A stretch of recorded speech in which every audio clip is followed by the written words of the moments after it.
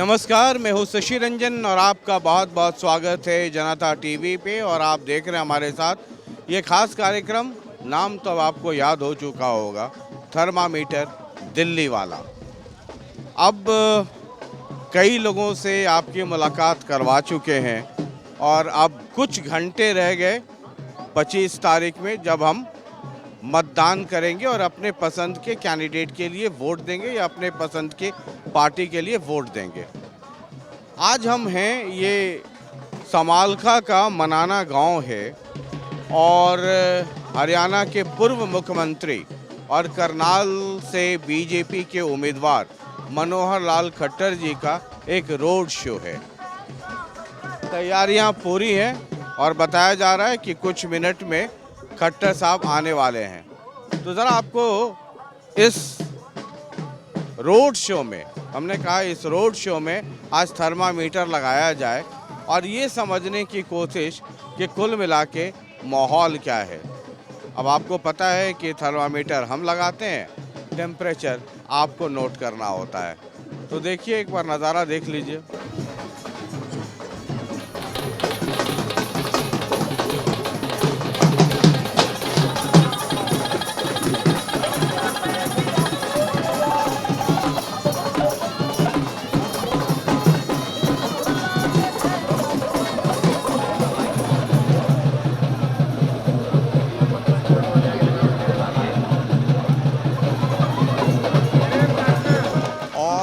ये देख सकते हैं मनाना गांव में मनोहर लाल जी पहुंच चुके हैं, जो बीजेपी के कैंडिडेट हैं करनाल संसदीय क्षेत्र से। और ये रोड शो चलेगा और 1 दर्जन भर या उससे ज़्यादा गांव हैं जहां पर ये लगातार जाएंगे। इस तरह की छोटी छोटी सभाएं होती है और 2 किलोमीटर, 3 किलोमीटर, 1.5 किलोमीटर के फासले पर गांव एक रूट बना हुआ है। तो आज दिखाते हैं आपको। हमारा काम तो थर्मामीटर लगाना है, तो थर्मामीटर लगाते हैं और टेम्परेचर आप नोट करते चलिए। ये देखिए,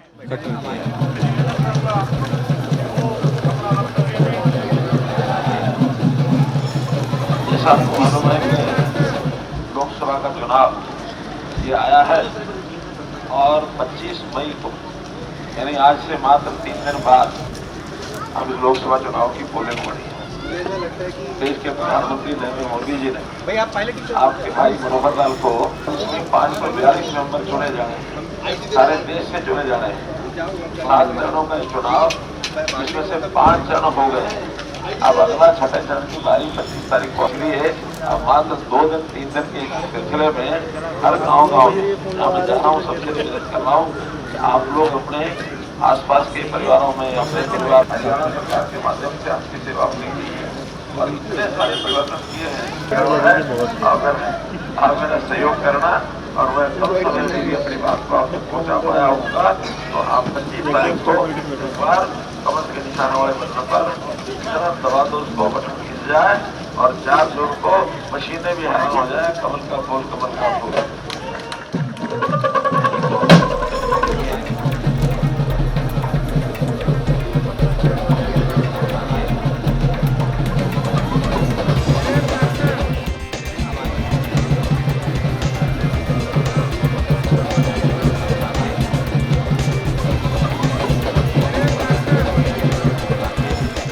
थर्मामीटर आपको बताया और मनोहर लाल जी के साथ हैं और थर्मामीटर का ये लास्ट एपिसोड है। कुछ घंटे हैं जब आपको वोट देना है अपने मनपसंद कैंडिडेट के लिए, पार्टी के लिए। तो ये गर्मी भी है, टेम्परेचर जो है वो छप्पड़ फाड़ के है 45, 47। आपका टेम्परेचर आजकल क्या है? देखिए शशि जी, इस समय ये मौसम की भी गर्मी है, चुनाव की भी गर्मी है।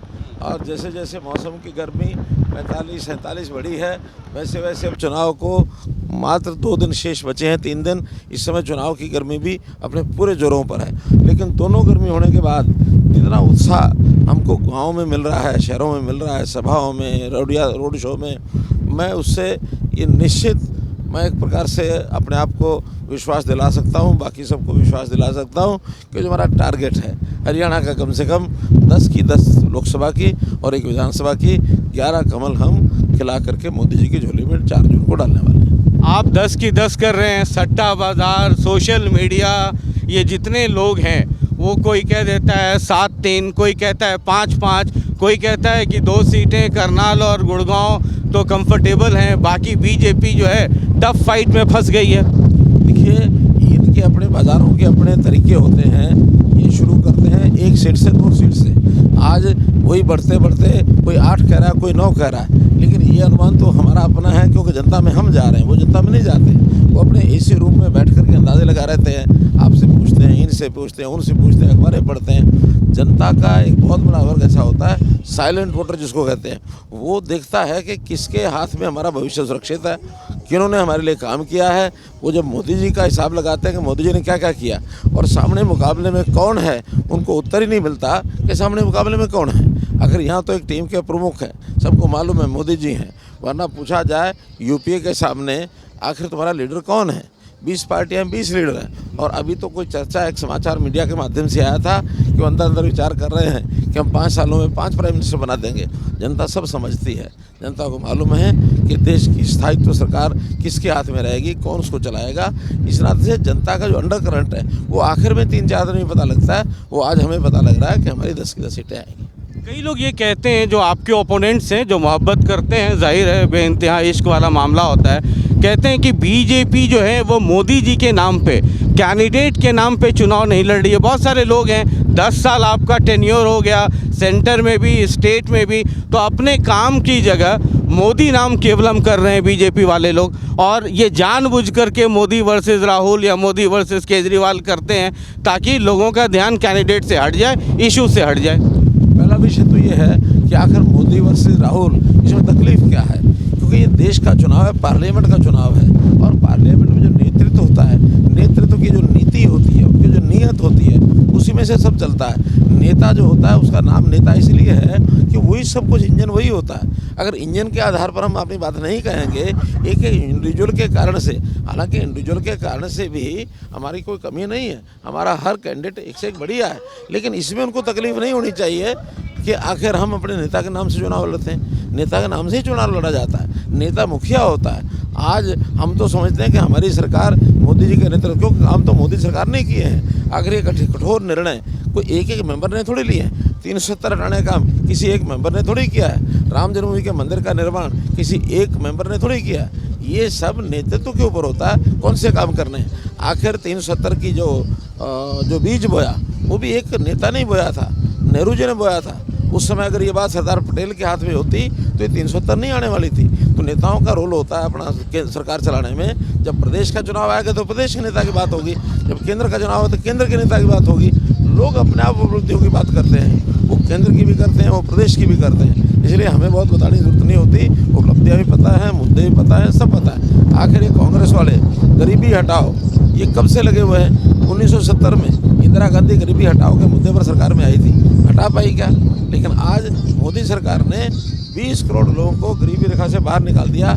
ये मोदी सरकार के लोग नहीं कहते हैं, ये नीति आयोग कहता है, ये वर्ल्ड बैंक कहता है। तथ्य होते हैं, तथ्यों के आधार पर हम चुनाव लड़ते हैं। कांग्रेस के लोग ये कहते हैं कि कहीं पर INLD कुरुक्षेत्र में या कहीं पे जेजेपी ने कैंडिडेट खड़ा किया, ये सब बीजेपी की मिली भगत है, ये अंडरस्टैंडिंग है ताकि जो एंटी बीजेपी वोट है उसमें डिवीज़न हो सके और बीजेपी के लिए रास्ता आसान हो सके। आखिर वो लोकतंत्र के समर्थक है कि नहीं है? क्या लोकतंत्र के हत्यारे हैं क्या वो? अगर लोकतंत्र में उनका विश्वास नहीं है तो फिर इसका मतलब मानते ही नहीं संविधान को। अगर लोकतंत्र में सबका विश्वास होना चाहिए। हमारा लोकतंत्र हर पार्टी को, हर व्यक्ति को चुनाव में भागीदारी लेने का समर्थक है, और हम चाहते हैं जनता के सामने एक मंथन के लिए आए ना सब, क्यों नहीं आएंगे? अब कोई किसी के ऊपर आरोप लगाता है, विपक्ष का मामला तो आरोप लगाना है ही है, इसीलिए विपक्ष है। वो कहता है वो उसके साथ है, वो कहता है वो उसके साथ है। साथ तो जनता ने देना, किसका साथ देती है, किसका नहीं देती है।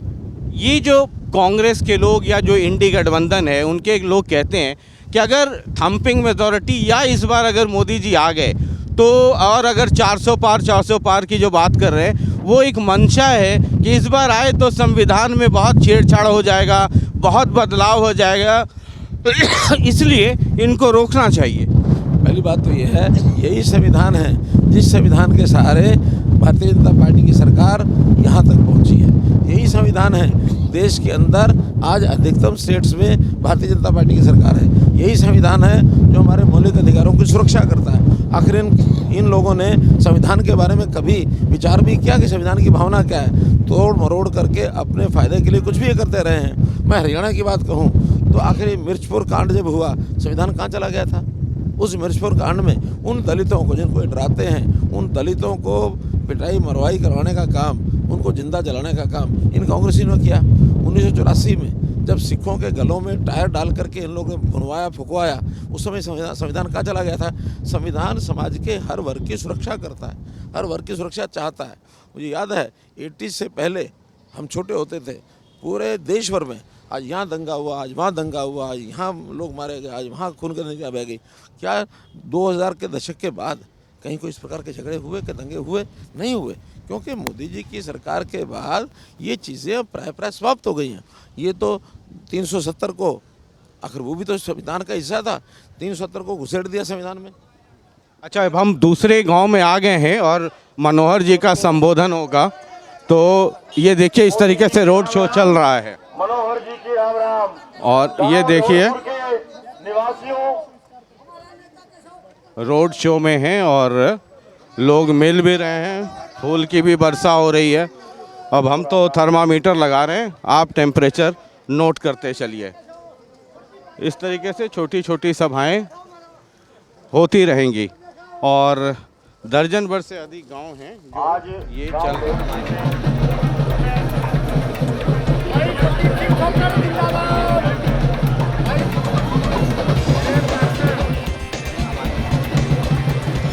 मोदी जी ने आपके भाई मनोहर लाल को उसमें कैंडिडेट खड़ा किया है। 9.5 साल हरियाणा सरकार के माध्यम से सेवा की है।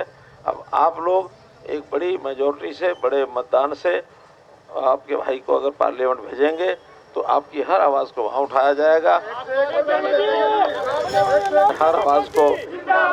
आपकी हर आवाज़ को वहाँ उठाऊंगा और इस इलाके के विकास के लिए जो ज़्यादा बन पड़ेगा वो ज़रूर करूँगा। इस आश्वासन के बाद मुझे, चूँकि आज मैं लेट भी हो गया हूँ, थोड़ा कई दिन हो गए, 1.5 महीना, तो गला भी जवाब दे रहा है, तबीयत भी थोड़ा ढीली है। तो अब 2 दिन का जो अभियान है, 2 दिन आप लोग एक काम करो, आप लोग हर घर में जाओ और हर घर के लोगों को, कोई कदुका ऐसे भी होते हैं कि नहीं भाई नहीं, तो लेकिन उनको एक बात बताओ सब कि हर परिवार जो है अपने सब वोटों को 25 तारीख को कमल के निशान के सामने वोट डाले और ज़्यादा मतदान करे। यही अपील करते हुए आपसे आगे बढ़ रहा हूँ। बोलो भारत माता की जय।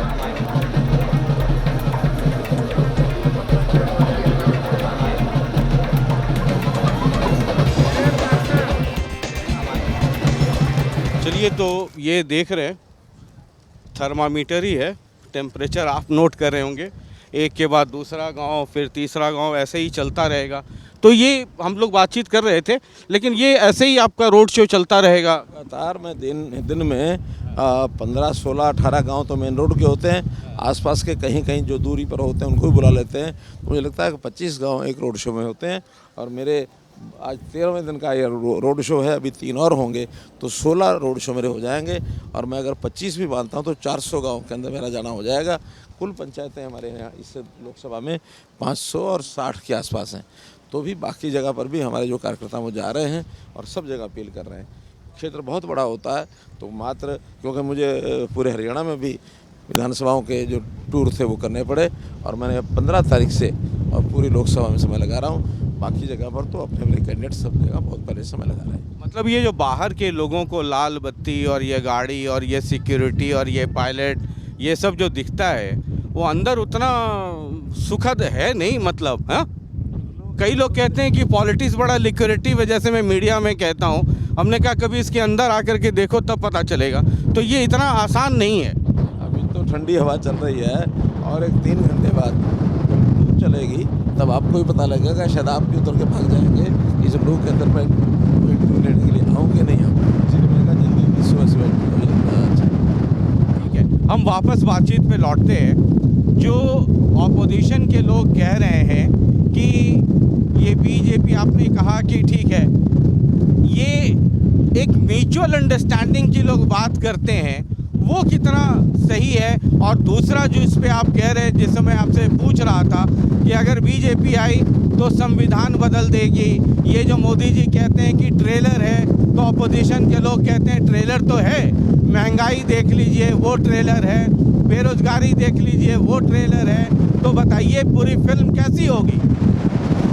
ये विपक्ष का काम होता है अफवाहें फैलाना और गलत बयानबाजी करना, झूठे आंकड़े प्रस्तुत करना। मैंने पहले भी महंगाई के बारे में कहा, आप 2006 से लेकर 2016 तक का 10 साल का पीरियड, जिसमें हमारा जो वित्त आयोग है वो महंगाई की दरों को तय करता है। 2016 से 2024 आप उठा के देख लीजिए, आधी महंगाई भी नहीं है। और उसका उदाहरण मैं देता हूँ, 2006 से 2016 ये जो था 156% हुआ था, और अभी 8 साल में ये 50% हुआ है। और 2 साल का अगर हम लगा लेंगे तो ज़्यादा 60 या 62, 63 हो जाएगा, एकदम आधी महंगाई। और ये सबको मालूम है, उस समय महंगाई होती थी, लोग सड़कों पर निकलते थे, पानी की किल्लत होती थी, मटके फोड़ते थे, लाइट नहीं होती थी, रोड जाम करते थे। आज इस प्रकार की कोई स्थिति नहीं है। झूठे आंकड़ों से भ्रमित करने लगेंगे, जनता भ्रमित होती नहीं है। तो इसलिए आज हम लोग बेरोजगारी की जो बात करते हैं, एक नेचुरल 5 से 7% बेरोजगारी, क्योंकि नए लोग भी आते हैं, नई जनरेशन आती है। हर साल हमारे यहाँ 3 लाख से 4 लाख संख्या बढ़ती है। 2 लाख लोगों को रोजगार की आवश्यकता होती है, बाकी लोग अपने अपने व्यवसाय में जाते हैं। हम लगातार सरकारी नौकरियां जितनी देनी है उतनी हम देते हैं, बाकियों के लिए हम अवसर पैदा करते हैं। हमारे यहाँ हरियाणा में इंडस्ट्री अब इतनी आ रही है कि इंडस्ट्रीज के लिए, निवेशक के लिए बेस्ट प्रेफर्ड डेस्टिनेशन है हरियाणा। हरियाणा के गांव-गांव में इंडस्ट्री पहुंच गई है। गांव-गांव में छोटे-छोटे काम के लिए सेल्फ हेल्प ग्रुप बढ़ गए हैं। 6 लाख के लगभग इस समय महिलाएं सेल्फ हेल्प ग्रुप के माध्यम से और काम कर रही हैं। तो ये सारे जनता के अंदर ये काम किए जाने वाले हैं। केवल ड्राइंग रूम में बैठ करके बोलना कि हाँ बेरोजगारी बढ़ गई है, महंगाई बढ़ गई है, कतई इस प्रकार का कोई असर नहीं है। बल्कि जिन लोगों को नौकरी पैसे दे करके लगती थी, वो अपने पिताजी को अपनी ज़मीन का टुकड़ा बिकवाते थे, अपने माताजी को जेवर गहने बिकवाते थे। आज सब लोग सुरक्षित हो गए हैं कि बिना पर्ची और बिना खर्चे जो नौकरी मिलती है, इससे लोगों में विश्वास जागा है। बच्चे पढ़ने लग गए हैं, और बच्चे पढ़ करके अच्छी जगह वो पहुँचे, तो उनका एक शौक़ बना है। इसलिए मैं आज समझता हूँ कि जितना जिस लेवल का खुशहाली और सुख आज जनता को मिल रहा है, ये 10 साल पहले तो कल्पना की जा सकती थी। लोग दिल्ली के चंडीगढ़ इतने चक्कर काटते थे कि गाड़ियाँ, बसें भर भर के और टैक्सियाँ भर भर के गाड़ी वहाँ जाके होटलों में पड़े रहते थे। छोटा सा काम होता था और एजेंटों को ढूंढ के लगे रहते थे। आज कहीं कोई जाता नहीं है, और वो इसको हमारी कमजोरी मानते हैं कि आपके यहाँ कोई आता नहीं है। हम इसको अपनी सफलता मानते हैं कि हमारा नहीं है, हम गाँव में बैठे उसका काम होता है। इसलिए वो हमने सारी जो ऑनलाइन सुविधाएँ दी हैं, जनता सुखी है उससे। ये जेजेपी, आपने जो भीड़ की बात की तो अचानक मुझे याद आ गया, ये जेजेपी के लोग कहते हैं कि देखिए जब हम सरकार में थे तो हमारे यहाँ लोग कितने आते थे काम करवाने के लिए, हमारी पॉपुलैरिटी क्या थी, और मनोहर लाल जी का तो घर खाली रहता था। तो बताइए सरकार चला कौन रहा था? यही बात मैं आपको बता रहा हूँ। उनको काम करने के तरीके नहीं आते थे, वो लोगों को चक्कर कटवाते थे। उनकी एक मान्यता थी कि लोग अगर तंग होंगे, परेशान होंगे, हमारे पास बार बार आएंगे तो हमारे समर्थक बनेंगे। हम कहते हैं कि नहीं, अगर कोई व्यक्ति हमारे पास आता है और भीड़ लगाता है तो हमारा फेल्योर है। हम उसके घर में बैठे डोर डिलीवरी पर काम देते हैं। तो इसी में से फ़र्क लग जाएगा। थोड़े समय में आपको पता लग जाएगा जेजेपी का कितना समर्थन है और कितना उनको जनमत मिलता है। बहुत जल्दी आपको सारी चीज़ें क्लियर होने वाली है। बीजेपी के लोग कहते हैं कि देखिए जो भी भावांतर योजना, एमएसपी पे खरीदा जाना, जो फसल आ रहे हैं मंडियों में, उनका जो उठान हो रहा है, लिफ्टिंग हो रही है, ये जब हम थे तो सरकार में बड़ा ज़बरदस्त चल रहा था। हमारे हटते देखिए हालत कितनी ख़राब हो गई है सरकार की। ये जो हो रहा था जेजेपी की वजह से हो रहा था। जो जिन बातों की बात कर रहे हैं वो तो उसमें से आधी से ज़्यादा बातें तो 14 से 19 में शुरू हो चुकी हैं। उन्होंने तो आकर के, क्योंकि डिपार्टमेंट जिससे पास होता है उसको काम करना होता तो वो मानता मेरे कारण से हुई है। अगर उनके कारण से हुई होती तो उनकी ये बुरी हालत, बुरी घटना हुई होती जो आज उनकी हो रही है। तो मित्रों, ये काम तो बैठ के करने पड़ते हैं, समय लगाना पड़ता है। वो अपनी लीडरशिप गाँव में चमकाते हैं या कहीं और जाकर भाषण देते हैं, हम काम करते हैं। हमें बातें नहीं, हमें काम करना आता है। 18 घंटे एक एक चीज़ को अधिकारियों से बैठ करके हमने हल कराए, और उसमें चाहे वो पीडब्ल्यूडी डिपार्टमेंट हो, उसका पोर्टल बनवाया हमने बनवाया, भ्रष्टाचार खत्म किया तो हमने किया। उन लोगों तो प्लानिंग ही करनी नहीं आई, बल्कि आज तो मैं सोचता हूँ कि इस पीडब्ल्यूडी के कारण से हमारी सड़कों की जो दुर्गति है ये केवल उनके कारण से है। अगर वो प्रायोरिटीज़ तय करते, ये तो मैंने आने के बाद ये कहा कि कम से कम 50% पैसा हम केवल रिपेयर में लगाएंगे, तब जा करके उनकी ये जो चोर बाजारी है ठेकेदारों के माध्यम से ये बंद हुई। ठेकेदार चिल्लाते थे कि हमको प्रेशर करते हैं, इस आदमी को ठेका देना, इसको नहीं देना है। तो मैं आज चूँकि वो इस प्रकार से खुल के बोलते हैं तो अंदर की पीड़ा हमारी भी है, लेकिन मैं कहता हूँ ठीक है, हमने साथ निभाया 4.5 साल, एक दूसरे के ऊपर कीचड़ उछालने का कोई बहुत अर्थ नहीं है, जनता सब जानती है। मैं जब उनसे बात करता हूं तो कहता हूं जितने करप्शन हुए वो सब जेजेपी वाले महकमे में हुए। नैना चौटाला जी कहती हैं कि सरकार के मुखिया तो मनोहर जी थे, तो उनको मालूम होगा कि करप्शन हुआ कि नहीं हुआ, हुआ तो उनको रोकना चाहिए था। अब ये देखिए, मैं ये सवाल कंटिन्यू करूंगा, ये देखिए। उसका जवाब देता हूँ, एक कहावत है ना, मीठा मीठा गप कड़वा कड़वा थू, तो मीठा मीठा गप वो करेंगे, कड़वा कड़वा थू करके मुख्यमंत्री के जिम्मे लगाएंगे। ये किस प्रकार की बात है, इसको निराकरण।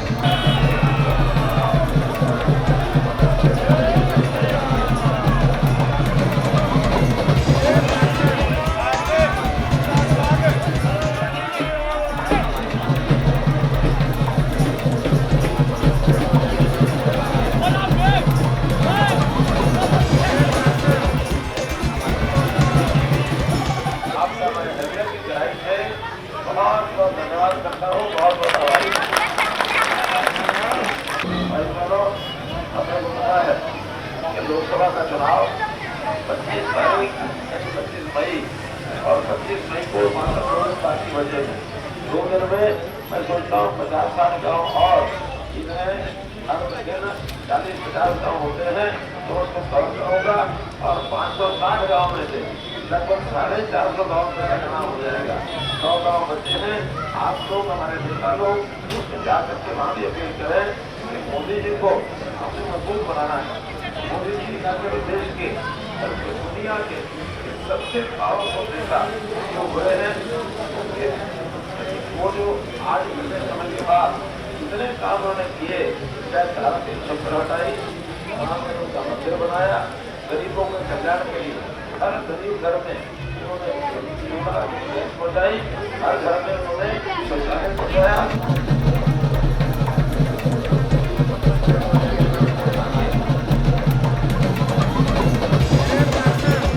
तो ये हम तीसरे गांव में हैं और इसी तरीके से ये रोड शो चलता रहेगा। हमने कहा कि जो कुछ सवाल आपके हैं, अब ये चुनाव का लगभग आखिरी वक्त है और 23 तारीख को शाम 5 बजे के बाद से चुनाव प्रचार भी बंद हो जाएगा। तो थर्मामीटर हमने लगा दिया है, टेम्परेचर आप नोट कर रहे होंगे, बाद बाकी नज़ारा आप देखिए।